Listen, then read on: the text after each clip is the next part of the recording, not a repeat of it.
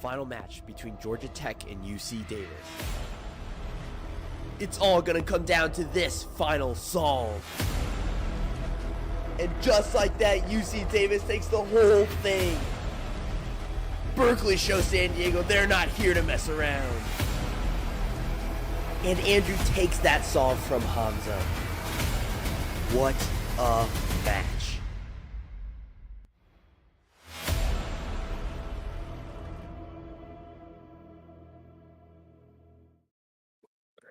Welcome everybody to this third place matchup of the Collegiate Cubing Championship. This is our second to last matchup. We got our finals coming in hot on Saturday. It's going to be a super exciting matchup. But first, we got this third place matchup between the number 3 Ohio State and number 5 UT Austin, who upset number 4 UNC Chapel Hill to be here. And folks, this is going to be a close match for third place. Less than half a second will decide each one of these matchups, and it's going to be really, really close this entire night. So we're super excited to have Ohio State and UT Austin here with us competing for third place in the Collegiate Cubing Championship. They fought long and hard to be here, but missed out on the semifinals, and so now they're going to compete for third place. And so, yeah, we're super excited for this matchup. We don't want to wait any longer. We did a coin flip earlier, and Texas won that coin flip, so they will be starting this matchup. But I don't want to wait any longer. Let's go straight into meeting our first two competitors of this third place matchup. On the left side of your screen for Ohio State, we got Jack with an 895 average. On the right side of your screen, we have Azhar on the RS3M with an 865 average, so just 0.3 of a second. And right off the bat, folks, you can see just how close these two teams are.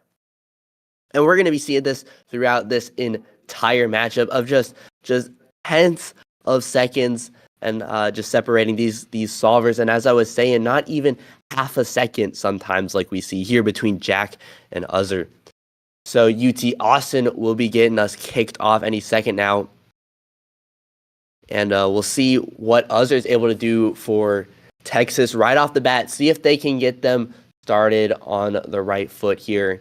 Definitely looking to secure an early advantage. Anything will help here, but we'll see what Azhar's able to do. Going into solve number 1, looks like he's going in with white cross here. Pretty smooth, but some pausing. Finishing up with PLL. It looks like it's going to be around an 8-second solve. That's going to be an 835 for Azhar. So a decent start, but definitely within Jack's normal solving range, something he can respond to for sure. And we'll see what Jack is able to do with Azhar's 835.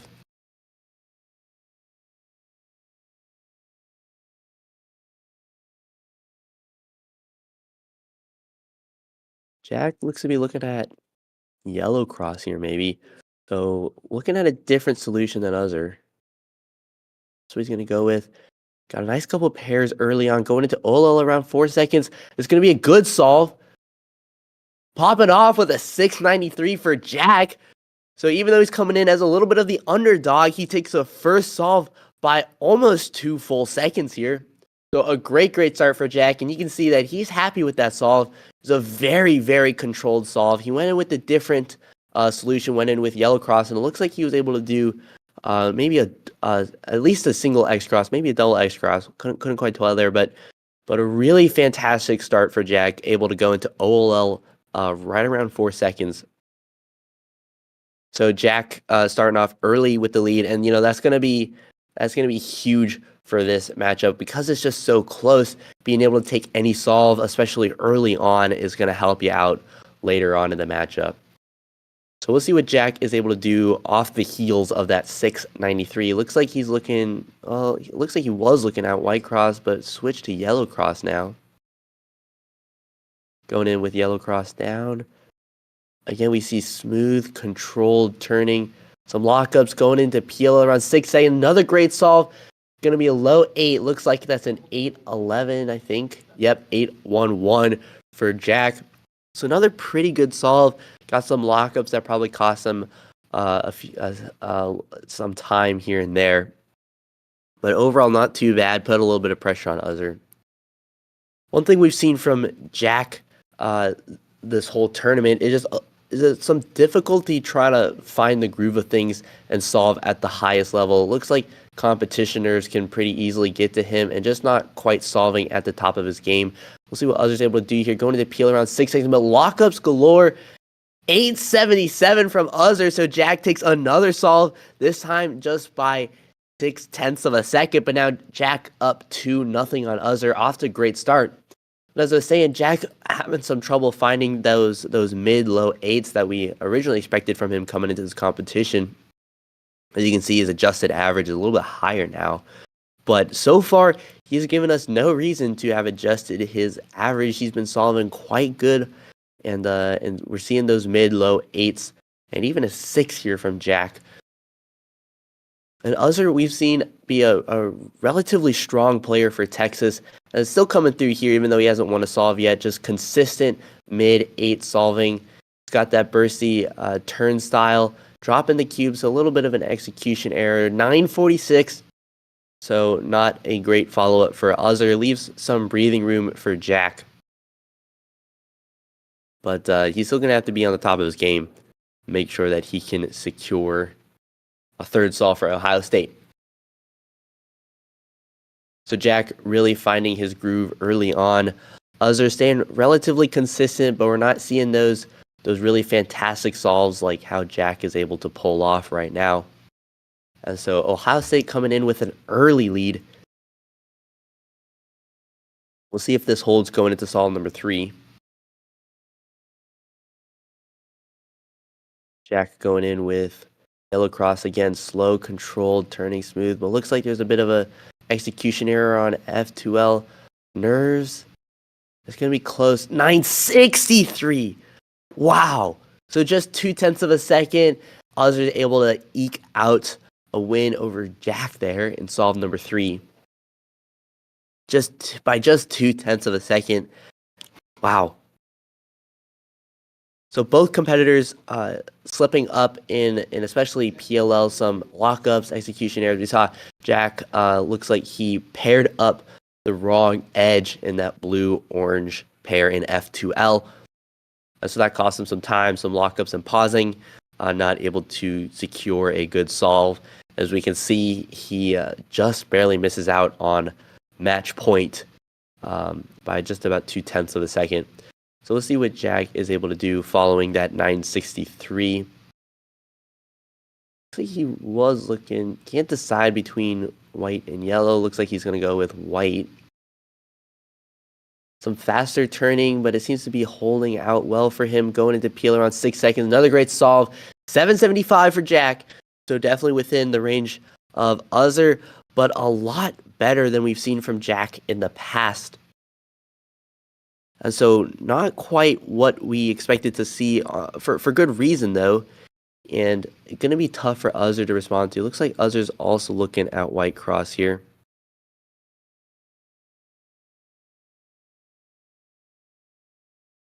Very good solve, and he gets a PLL skip. It's going to be a 794 for Azhar. So again, by just 0.2 of a second, Jack squeaks out another solve on Azhar. It's now match point. Jack 3 solves to Azhar's 1 solve.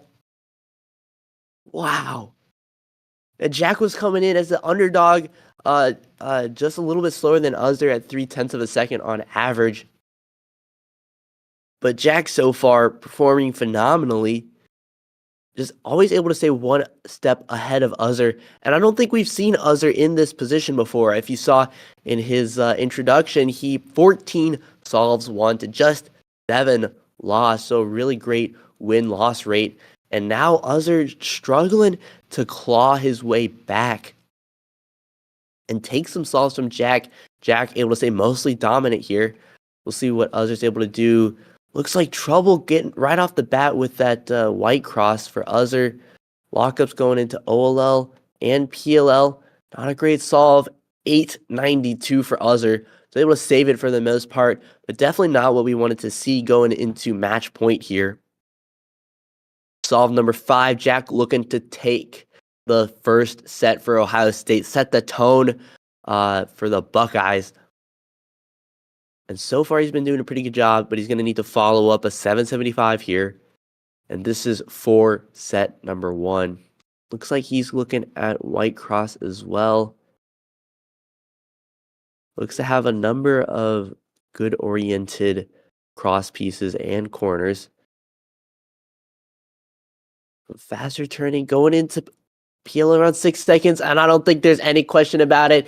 8-17 for Jack. That's solve number 4 for Ohio State. So against all expectation, Ohio State comes out on top. Jack with the first set for Ohio State here. Azhar only able to take 1 solve here. We have not seen Azhar like this before. Jack was absolutely a worthy opponent for him, but Azhar just not able to get anything going. Let's take a quick look at this set. I mean, you can see it's nothing against Azhar, really. He's quite consistent here. We see a lot of those mid-high 9s, which is what we expected from him for the most part. But Jack popping off with that 693 to start things off, and he just doesn't let up. He had that little execution error for that 963, but for the most part, we see high 7s and low 8s. Just stellar solving from Jack all around, and we haven't seen a set like this from him in quite some time. So a very, very good solve for Jack, and Azhar just not able to stay on top of it, and Jack able to get away with the win. As you can see, Jack mean of 812, Azhar 869. So Azhar not solving poorly, really, just not quite able to get on top of Jack for whatever reason tonight. So let's go into set number 2 now with the Ohio State squad up on top. Jacob on the left side of your screen, 815 average. Jason on the right side of your screen for UT Austin, 842. And you can see Jason a little bit better of a win-loss ratio there, 12 solves 1 to 9 solves lost. Jacob 9 to 6, so not too bad either way. But Jason with a couple extra solves 1 under his belt. And we can see Jacob is coming in here with the advantage on Jason now. And he's got not a lot of pressure rests on Jacob's shoulders. You know, they got that powerhouse Jack Pfeifer coming up in set number 3, who's tough to take down. And we saw some really fantastic solving from Jack last week as well. But definitely Jacob looking to put the cap on this match early, and Jack gave him the opportunity to by taking that first set. So UT Austin not in a great place at all. They're going to need some of those Dylan Miller vibes that they want to get out on top.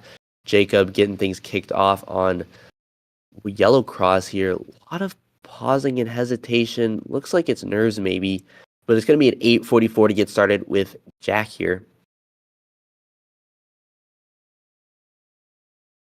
So looks like maybe nerves were getting to him. Just a lot of pausing, not a super clean solve to get things started off with. Definitely kind of a toss-up. We'll see if Jason's able to take an early lead. Jason also going in with white cross here. A little bit of a smoother solve, very bursty. Got the V-perm, and I think he messed up that V-perm there. Yeah, 928.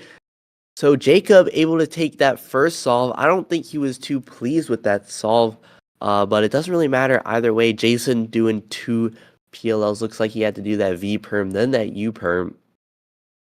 That cost some time, and if he just nailed that V-perm first try, he would have taken that solve, I think.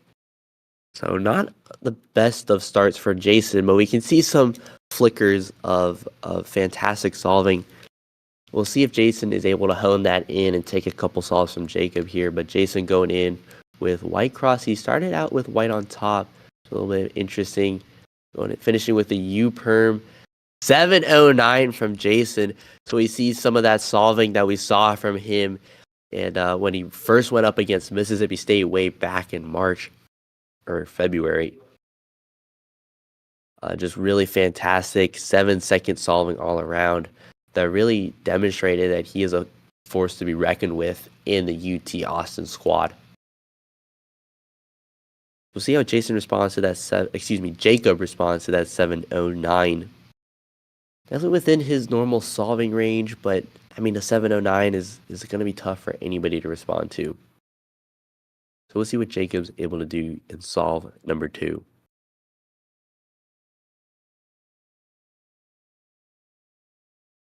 Jacob going in with yellow cross as well. Looks like to be almost the same solution. 685? 658, excuse me, looks like for Jacob. So he takes solve number 2 as well by 0.5 of a second. Very commanding solve there. It looks like they had very similar solutions, both starting on yellow cross, and they both finished with that U-perm there.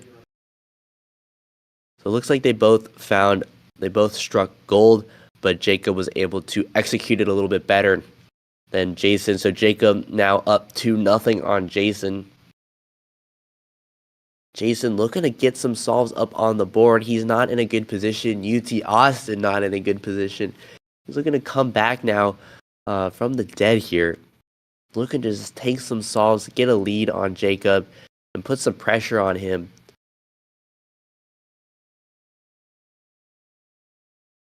I think we saw some nerves from Jacob in solve number 1, but they look to be mostly under control now. Finding the groove of things. Jacob going in with white cross here. Some lockups in PLL, but it's still going to be a good solve. 721 from Jacob. Definitely a commanding solve. Going to put some pressure on Jason, and definitely going to be tough to respond to, but definitely also within his normal range. So we'll see if Jason's able to lock in here and slow Jacob's momentum down, which is something he really needs to do to keep UT Austin in this matchup. Jason going in with white cross, big pause going into F-tilt, another big pause, but very fast turning, going in with a G-perm, it looks like. 655 for Jason, so he slows down that momentum that Jacob was building up, takes that solve by 0.7 of a second, a very, very commanding solve there. So Jason finally up on the board, 2-1. Jason looking to follow that 655 up with some more really speedy solving here going into solve number 4. And this is exactly what Jason needed, a really fantastic solve to show Jacob that he's still a contender in this match, that Jacob cannot relax here. We'll see if Jason's able to follow that up well, going in with white cross again. Slower solving, or slower turning speed, excuse me. Looks like he's going to pay off though. 795, so a decent solve from Jason. Definitely leaves some room for Jacob to play with. Probably not exactly what we wanted to see from Jason in this moment. I mean, Jacob just one solve away from match point here, which puts them at overall match point as well. So probably looking for a more commanding solve from Jason, but 795, still a great solve. Gives Jacob a little bit of leeway, but not a whole lot. So we'll see if Jacob's able to capitalize on that, or if Jason takes another solve and ties up set number 2. Jacob going in with white cross, some pausing in hesitancy, some pausing in F2L. Looks like he maybe had to redo a pair. Just not a great solve overall. Going to be a 1059 from Jacob. And so Jason takes another solve, this time by about 3 seconds. Of course, Jacob, we saw, probably had some execution errors in going into F2L early on, but now the set is all tied up. Jacob 2, Jason 2. Jason looking to reclaim some of the glory UT Austin had.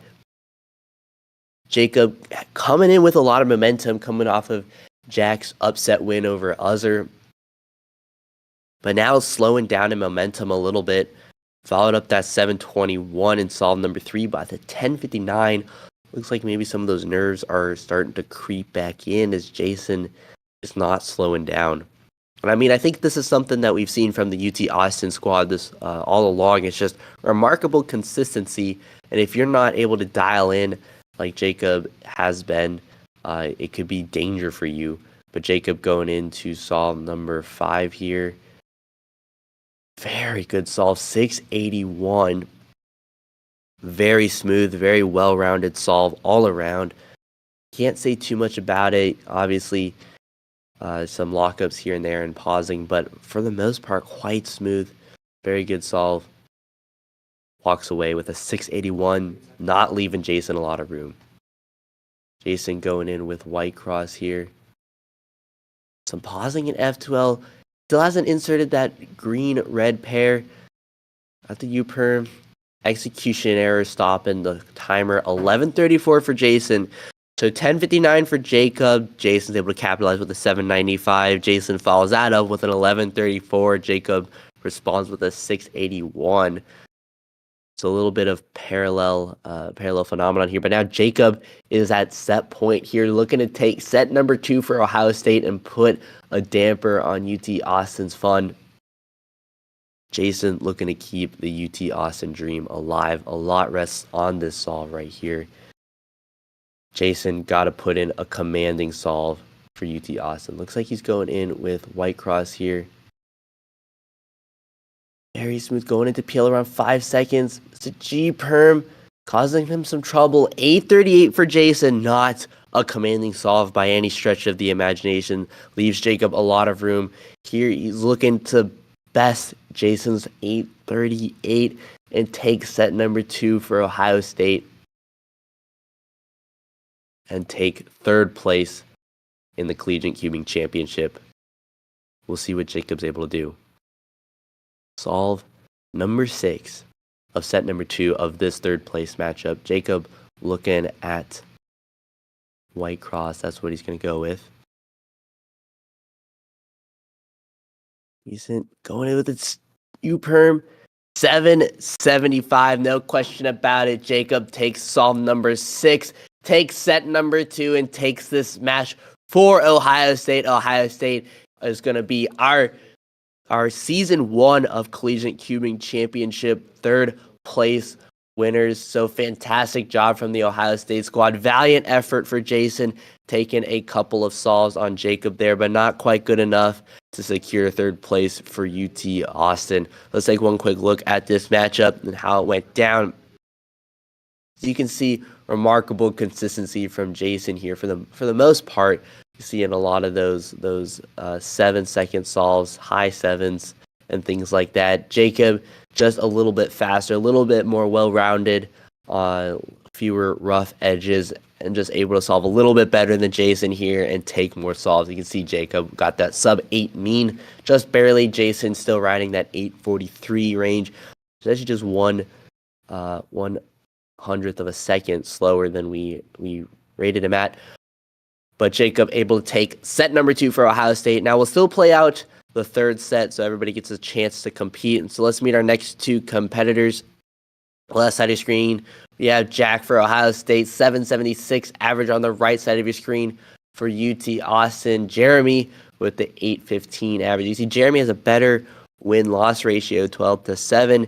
Jack, quite a lot worse. But you got to remember, Jack has been at the top of Ohio State's squad for a while now, and he's at the top of the leaderboard. So he's facing off against some of the best guys in this competition who are going on into the finals, like Berkeley and UW-Madison. So Jack definitely coming in with quite an advantage. He's ranked number 6 overall for individual rankings. Jeremy's sitting at around number 13 right now. So Jack definitely with quite the advantage. We'll see if Jeremy is able to come back and take a very meaningful set for UT Austin here. This will be the last set they play in this competition. And they've already lost this match, so they're looking to redeem a little bit of their honor here in set number 3. Jeremy looks to be looking at white cross. Looks like there's that free blue-red pair, which he is able to preserve. Very smooth F2L. Maybe a little move heavy. Going into peel around 7 seconds. We had 875 for Jeremy. So a decent start, but leaves Jack with quite a bit of room to play with. So we'll see if he's able to capitalize on that 875 from Jeremy.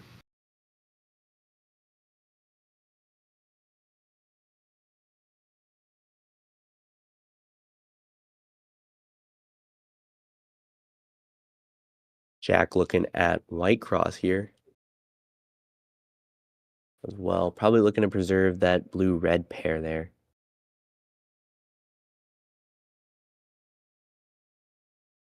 Very fast turning. Not quite as smooth, though. It's going to be a 791 for Jack. A little bit of a better start. Maybe a little rough for both competitors looking at their averages, but Jack able to come away with the first set, or excuse me, first solve here. So Ohio State carrying on their momentum from the past two sets into set number 3.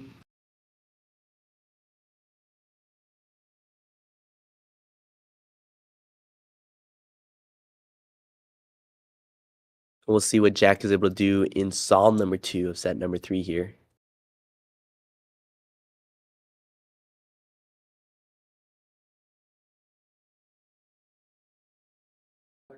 Looks like he's looking at orange cross here. I believe Jack is our only color neutral solver here. So that may unlock some better solutions for him. Looks like that may be the case here. Very good solve. 758 from Jack. So definitely put a lot of pressure on Jeremy here. Now Jack was solving on that orange solution, I believe. And so Jeremy, I believe, is just dual color neutral, just solving on yellow and white. And so he's not looking at orange cross, but we'll see if maybe that solution is better if he's able to execute a little bit better than Jack. Very smooth F2L.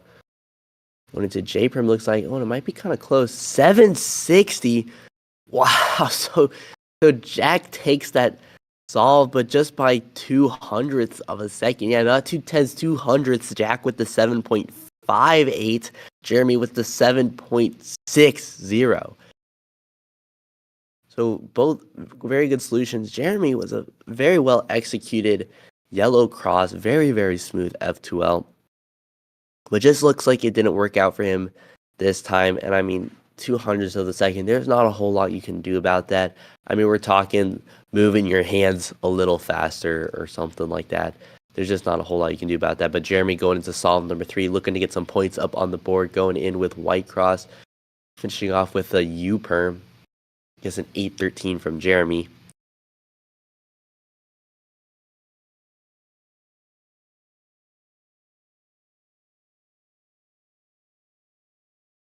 So Jack gonna need to stay locked in to respond to Jeremy's 813. So we'll see if Jack's able to do that here.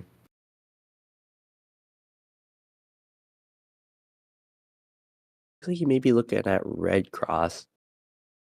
So a solution that Jeremy wouldn't have seen. Oh, looks like he's going in with white cross, excuse me. Very, very quick F2L, but finishing it with a G perm, some lockups. 760. So Jack able to comfortably take solve number 3 from Jeremy. So Jack able to take care of this third set so far without any problems. It's now match point. He's held Jeremy to 0 solves 1. It's really showing his strength here. I mean, as I was saying, Jack is our number 6 solver in individual rankings. Just Toby from Penn State is ranked number 5, but then after that, it's just UW-Madison and Berkeley guys, solvers, and they're all competing in the final. So that puts the scale just how accomplished Jack has been in the Collegiate Cubing Championship. And it's really shown here, even though this is the 3rd place matchup. I mean, that's nothing to scoff at for sure. But Jack going into solve number 4 here. 817. So far, solving sub 8 completely. Now, not anymore. But 817, not a bad solve. Definitely puts a lot of pressure on Jeremy here to keep this set alive. We'll see if he's able to do that. Jeremy looking at white cross.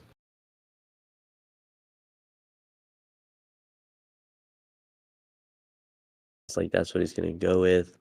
Very quick start.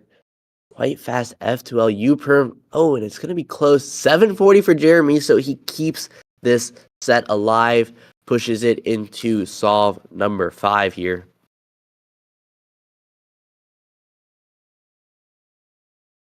So we'll see what Jeremy's able to produce in solve number 5.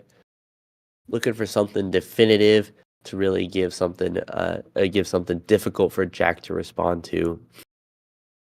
We'll see if he's able to do that. Looks like Jeremy's taking a good look at White Cross here. That's what he's going to go with. Oh, and it looks like he got a PLL skip. 590 for Jeremy. Talk about something commanding and definitive. Going to be super tough for Jack to respond to. We'll see if he spots that same solution. But Jeremy, quite a quick F2L. Not as fast as we've seen, I think, but he got that fish OLL with the block and the one dot. And that went straight into a PLL skip. Looked like no AUF either. So Jeremy able to walk away with a 590. It's going to be his first 5 this whole competition. Jack also looking at White Cross. It looks like he sees something similar maybe. Different OLL, so not finding the same solution. Going in with a J perm. So 764 from Jack. So both started on White Cross. Not able to find the same solution, but Jeremy pushes set number 3 into solve number 6. We'll see if he's able to keep this momentum up. Jack was at 3-0. Now Jeremy got 2 solves on him.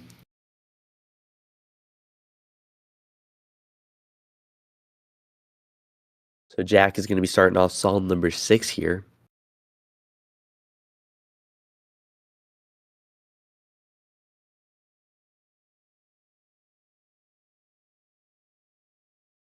Looks like he may be looking at Yellow Cross here. Looks like they got the two oriented cross edges there.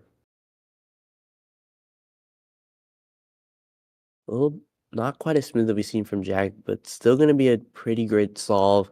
725 from Jack, so it puts a lot of pressure on Jeremy here. Definitely going to be tough for him to respond to. Now, I will point out that even though Jeremy has 2 solves on Jack, Jack has not been solving worse. Jeremy's just been solving a lot better. Let's see if it was luck or if Jeremy's able to produce something great again, going in with White Cross. Very quick F-tail. He's got a soon. A J-perm. Oh! But he's not able to complete the J-perm. See what the official time was. 7:32. So wouldn't have beat Jack either way, but came very, very close. Wasn't able to finish off that J-perm cleanly. Gets a DNF. Unfortunate ending for Jeremy. But able to take a couple solves from Jack, which is saying a whole lot. Jack ranked number 6 in individuals. But Ohio State able to sweep UT Austin here. Taking set number 3. You can see our 3rd place winners, Ohio State, there on the left side of the screen saying goodbye. Congratulations to them for being number 3 in our competition. Very, very good job to them. It's been a long competition. Let's take one quick last look at this set. You can see Jack very consistent solving. Jeremy also quite consistent. In fact, if you don't factor in that DNF, he got a better mean than Jack. Walking away with that 590 is definitely something to be proud of. But just not able to finish off set number 3. But a hard fought match for UT Austin. But Ohio State able to walk away with 3rd place here. So thank you everybody for watching. Again, congratulations to Ohio State for taking 3rd place in the Collegiate Cubing Championship. We just have one more matchup for season 1, and that's going to be on Saturday. We'll have our finals between UW-Madison and Berkeley. But I got to say a couple things before we go to our outro screen. We're going to be gearing up for season 2 of the Collegiate Cubing Championship. That's right, we're coming back, and we want to see even more schools competing, but we're also going to need some help. So if you're interested in seeing your college compete in season 2 of the Collegiate Cubing Championships, get in touch with us, DM us on Instagram, or email crimsoncubingclub@gmail.com to get registered for that competition. It's going to be super exciting. We got a lot of new ideas and things we want to do for season 2. Going to be super exciting. But also, as we're expanding, we're going to need some help. We're just a crew of 3 guys right now. And so if you're interested in helping out at all, if you can design graphics, if you know anything about streaming, or if you want to hop on the mic with me for a couple of matches, also send us a DM on Instagram or shoot us an email, again, at crimsoncubingclub@gmail.com. But thank you, everybody, for watching and for being a part of Season 1 of Collegiate Cubing Championship. We're very, very grateful to have you around and super excited to see how well it turned out. And but we still got one more match. That's right. We have our finals coming up Saturday at 1 p.m. Central. Number 1 UW-Madison taking on number 2 UC Berkeley. It's been a hard-fought match to the top, but here they are.